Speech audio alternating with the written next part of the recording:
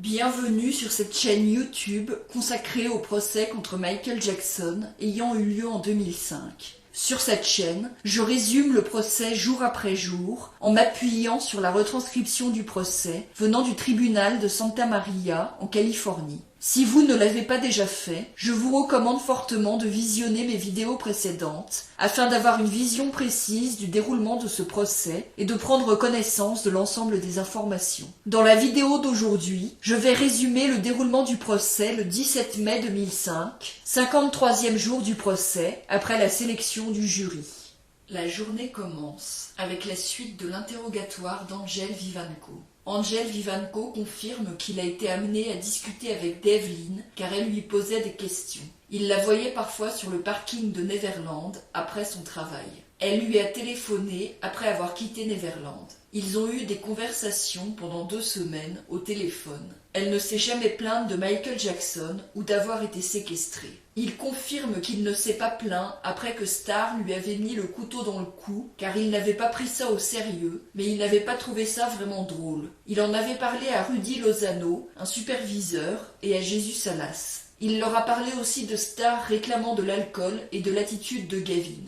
La défense appelle comme témoin Irene Peters, qui est assistante sociale pour le DCFS à Los Angeles. Elle confirme avoir reçu un rapport mentionnant l'avocate médiatisée Gloria Allred et un autre qui avait été fait par elle. Elle confirme que quelqu'un avait fait un signalement concernant Janet Arvizo et Michael Jackson suite à la diffusion du film de Bachir. Janet était accusée de négligence générale.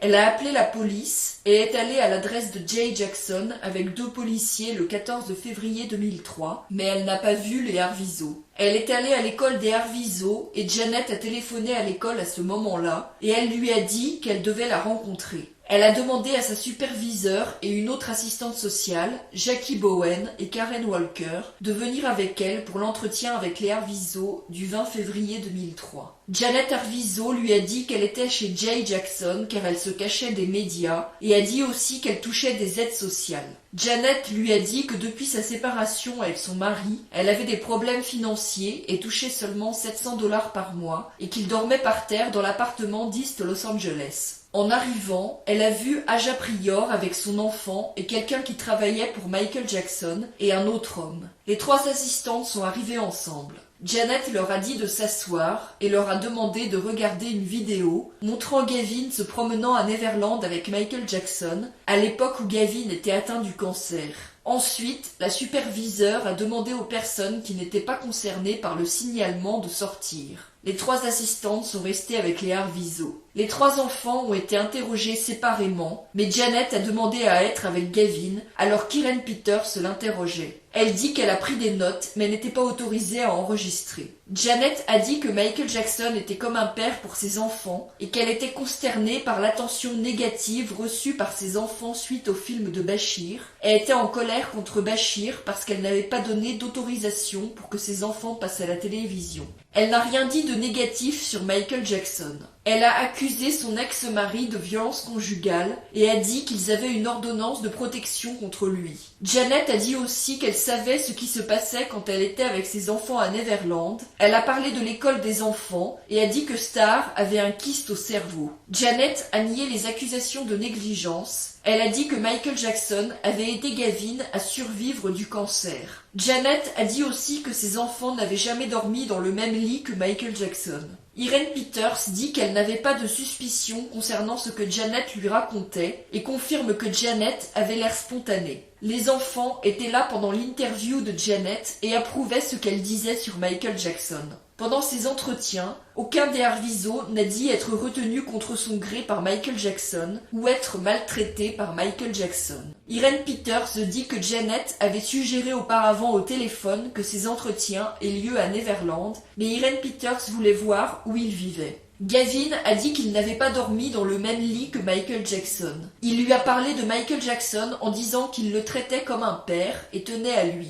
Gavin a dit que Michael Jackson ne l'avait jamais touché sexuellement. Il a dit, en ayant l'air en colère, « Tout le monde pense que Michael Jackson m'a abusé sexuellement. Il ne m'a jamais touché. Il ne s'est plaint de rien concernant Michael Jackson ou Neverland. » Irene Peters dit que Gavin était intelligent, s'exprimait bien et aimait l'attention.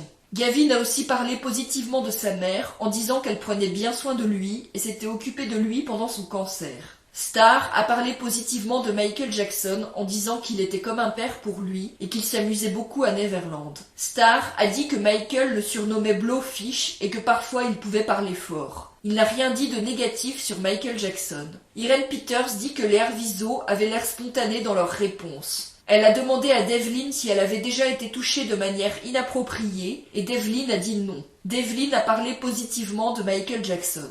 Irene Peters confirme que Janet avait son numéro de téléphone portable et l'a appelé plusieurs fois avant et après l'entretien du 20 février 2003 et ne s'est jamais plainte d'être séquestrée ou victime d'extorsion et ne lui a jamais demandé d'appeler la police. Elle appelait pour en savoir plus sur le rapport et se plaindre de Bashir qui avait diffusé des images de ses enfants. Elle ne voulait pas que l'image de ses enfants soit diffusée sans son accord et Irene Peters lui a conseillé d'en parler à un avocat. Après le visionnage de la vidéo de Gavin et Michael Jackson, Janet avait parlé aux assistantes sociales des célébrités qu'elle connaissait, comme Chris Tucker, et elle avait l'air de vouloir les impressionner. Le 27 février 2003, Irene Peters a conclu que les accusations de négligence générale contre Janet Arvizo étaient infondées et les accusations d'agression sexuelle contre Michael Jackson étaient niées par les enfants à partir des informations reçues et elle a écrit un rapport. Elle confirme qu'elle n'a jamais appelé la police pour affirmer qu'un crime aurait été commis contre les Arvizo. Le 1er avril 2003, elle a rencontré Janet Arvizo et ses enfants au Fatburger à proximité de son travail à Los Angeles. Janet emmenait ses enfants à un cours de soutien scolaire. Janet a dit qu'ils avaient manqué l'école longtemps suite au film de Bashir et qu'elle n'avait plus d'argent et que Michael Jackson avait voulu les envoyer au Brésil mais elle n'avait pas voulu y aller. Janet a dit « Je ne veux pas aller dans ce dépotoir » pour désigner le Brésil. Janet ne lui a pas demandé d'appeler la police. Irene Peters dit qu'elle ne savait pas si Gavin avait fait une accusation de maltraitance contre Janet en 1996, que c'était avant que le DCFS utilise des ordinateurs et qu'elle n'avait pas eu cette information. Contre-interrogée par Tom Sneddon, elle confirme que le DCFS travaille avec le département de police. Elle confirme que les garçons adolescents ayant été victimes d'un abus sexuel peuvent avoir du mal à l'admettre. Elle confirme que Janet lui avait semblé excessivement amicale le 20 février 2003 et lui avait fait un hug. Elle confirme qu'elle a appris via les médias que leur entretien avait été enregistré à son insu. Le 20 février 2003, elle n'avait pas vu le film de Bashir. Elle confirme que l'un des deux hommes présents lui avait été présenté comme un garde du corps travaillant pour Michael Jackson. Elle ne se souvient plus si Janet s'était isolée dans une pièce avec l'un des deux hommes. Elle dit qu'elle n'a pas été inquiète que les Arvizo décrivent tous leur relation avec Michael Jackson de la même façon, en disant qu'il était comme un père. Elle confirme que Janet lui avait dit que ses enfants n'étaient jamais seuls avec Michael Jackson et qu'elle restait principalement dans la maison principale à Neverland et s'y promenait le soir. Elle confirme qu'elle n'a jamais été à Neverland et ne pouvait pas vérifier les informations données par Janet. Elle confirme que Gavin lui avait dit qu'il ne restait jamais seul avec Michael Jackson. Elle confirme que Devlin lui avait dit qu'elle avait emmené une amie à Neverland. Elle dit qu'une conseillère de l'école lui avait dit être en contact avec Janet et envoyer des devoirs aux enfants pendant leur absence. Elle dit qu'elle ne savait pas que Devlin avait accusé précédemment son père de l'avoir agressée. Elle dit que Gavin avait l'air très ouvert et désireux de parler et pas gêné par les questions. Elle confirme que Gavin et Starr ne montraient pas de signes d'avoir été agressés sexuellement. Elle confirme que Gavin avait dit qu'il avait dormi dans le lit de Michael Jackson et Michael Jackson avait dormi par terre. Elle dit que Janet ne s'était pas plainte de la présence de gardes du corps et qu'ils étaient là pour soutenir. Elle dit que Janet lui avait dit le 1er avril 2003 que c'était Jay Jackson qui payait le soutien scolaire de ses enfants. Elle confirme que Janet avait dit qu'elle pouvait aller dans la chambre de Michael Jackson quand elle voulait. La défense appelle comme témoin Karen Walker, superviseur de travailleurs sociaux au DCFS. Le 20 février 2003, elle est allée chez Jay Jackson pour rencontrer les Arvizo avec les assistantes sociales Irene Laverne Peters et Jackie Bowen. Elle dit que les Arvizo les ont accueillis chaleureusement en faisant des hugs et c'était plutôt inhabituel. Janet leur a montré la vidéo de Gavin et Michael Jackson et c'était inhabituel aussi. Karen Walker a dit à Aja Prior et aux deux hommes qu'il fallait sortir pour des raisons de confidentialité. Elle dit que pendant le processus de l'interview, les enfants étaient très coopératifs et n'avaient pas l'air de vouloir cacher quelque chose. Elle dit que Janet avait dit que l'homme qu'elles avaient vu était là pour les protéger des médias. Elle dit que les Arvizo ont décrit Michael Jackson comme étant comme un père pour eux, qu'ils étaient proches de lui. Elle dit que les enfants disaient des choses différentes et n'avaient pas l'air de répéter le même discours, même s'ils décrivaient tous les trois Michael Jackson comme un père. Elle dit qu'elle avait vu une partie du film de Bachir quand il avait été diffusé à la télévision, dont la partie avec Gavin. Elle dit que Janet avait dit qu'elle ne savait pas que la vidéo de ses enfants allait être diffusée à la télévision et qu'elle n'a rien dit suggérant que Michael Jackson aurait fait quelque chose de mal par rapport à cette vidéo. Elle dit que personne n'a rien dit de négatif sur Michael Jackson et personne ne l'a accusé de quelque chose d'illégal ou inapproprié. Si Michael Jackson avait été accusé de quelque chose d'illégal, elles auraient appelé la police. Par la suite, elle a revu Janet le jour même ou le lendemain chez Jay Jackson pour lui faire signer un formulaire indiquant que Janet avait compris les accusations faites contre elle et que la discussion et l'enquête avaient eu lieu en anglais. Janet lui a demandé si c'était possible de demander aux gens travaillant pour Michael Jackson que ses enfants aient des cours privés car les enfants ne pouvaient pas retourner à l'école à cause de l'attention des médias. Karen Walker lui a dit qu'elle ne pouvait pas faire ça car c'était en dehors de leur enquête pour le DCFS. Janet était sortie de l'appartement et lui parlait devant la voiture de Karen Walker. Janet n'a jamais dit être retenue contre son gré. Il y avait un homme qui travaillait pour Michael Jackson avec Janet qu'elle a présenté à Karen Walker.